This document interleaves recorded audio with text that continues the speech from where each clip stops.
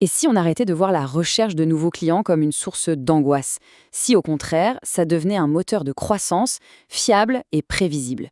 Aujourd'hui, on va voir ensemble comment transformer le hasard en une véritable science. C'est une question qui peut faire un peu peur. Ne pas savoir d'où viendra le prochain contrat, c'est un stress de tous les jours pour beaucoup de monde. Mais imaginez une seconde si on pouvait remplacer cette anxiété par une méthode claire, nette et structurée.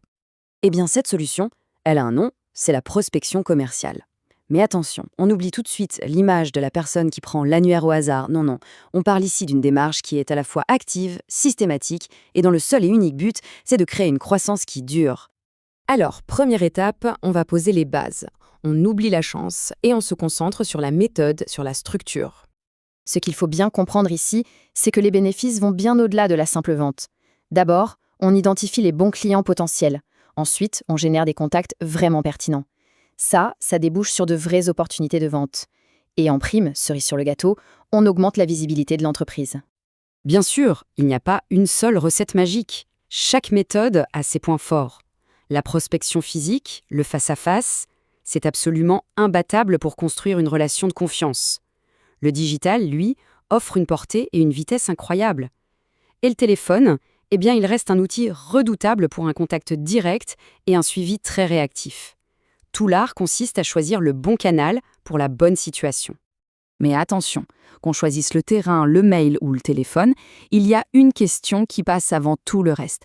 À qui est-ce qu'on s'adresse exactement? Parce que prospecter sans avoir une cible précise, c'est un peu comme naviguer en pleine mer sans boussole. On va nulle part. Et pour bien identifier cette cible, le mot-clé, c'est segmenter. En gros, on va découper le grand marché en plus petits groupes bien homogènes. On peut le faire par secteur d'activité, par taille d'entreprise, par zone géographique ou même en ciblant le profil exact de la personne qui prend les décisions. C'est ce qui va nous permettre d'avoir un message qui tape dans le mille. Bon, maintenant qu'on sait à qui on parle, il est temps de passer à l'action. Comment on transforme cette belle stratégie en un plan d'attaque concret?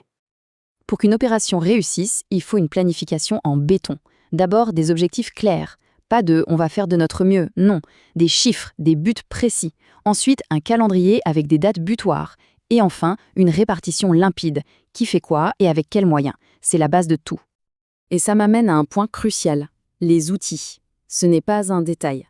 Un bon CRM, un tableau de bord lisible, ce ne sont pas des gadgets. Ce sont des instruments qui transforment la manière de travailler et qui boostent directement l'engagement et au final la performance de toute l'équipe. Parce qu'au final, ce sont bien les équipes qui sont sur le terrain. Et une équipe motivée, c'est une équipe qui performe. Cette motivation, elle ne tombe pas du ciel. Elle se nourrit d'une communication fluide, d'outils qui aident vraiment au quotidien et surtout de la reconnaissance. Célébrer les victoires, même les plus petites, c'est fondamental. Ok, le plan est en marche, l'équipe est à fond, c'est super. Mais est-ce que ça marche vraiment? Comment savoir si tous ces efforts paient? C'est le moment de sortir les instruments de mesure. Pour bien évaluer, il faut regarder deux choses en même temps. D'un côté, il y a le quantitatif, les chiffres bruts. Combien d'appels, combien de rendez-vous, eux, ils nous racontent ce qui s'est passé. Et de l'autre côté, il y a le qualitatif, la qualité des échanges, les retours des prospects. Eux, ils nous expliquent pourquoi ça s'est passé. On a besoin des deux. Prenons un exemple tout simple de chiffre quantitatif, ce 2%. Ça pourrait être un taux de conversion. Qu'est-ce que ça veut dire? Tout simplement que sur 100 prospects contactés, 2 sont devenus des clients. C'est une donnée brute, factuelle, qui mesure l'efficacité pure. Mais ce chiffre ne dit pas tout.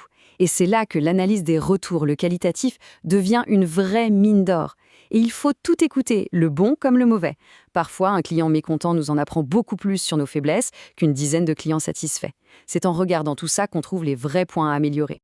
Mesurer, c'est bien. Mais qu'est-ce qu'on fait de toutes ces infos? On ne va pas les laisser dans un coin. C'est maintenant qu'on entre dans la phase la plus excitante, l'optimisation. On va transformer ces données en action pour créer un vrai cycle d'amélioration continue. Ce cycle, c'est le cœur du réacteur. C'est une boucle. On analyse les données, ça nous permet d'affiner notre message pour qu'il soit plus percutant. On voit aussi quels canaux fonctionnent le mieux pour concentrer nos efforts dessus. Et à partir de là, on ajuste la stratégie globale et on relance. C'est un apprentissage permanent. Parce que le message central, il est là. Ce qui marche aujourd'hui ne marchera peut-être plus demain. Le marché bouge en permanence, les clients changent.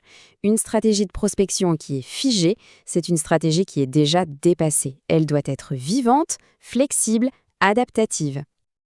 Alors, comment on fait pour garder cette longueur d'avance? La réponse tient en quelques points essentiels. Former les équipes en continu, maîtriser les nouveaux outils digitaux qui apparaissent sans cesse, garder un œil très attentif sur les tendances du marché et surtout avoir la culture d'apprendre autant de ses réussites que de ses échecs.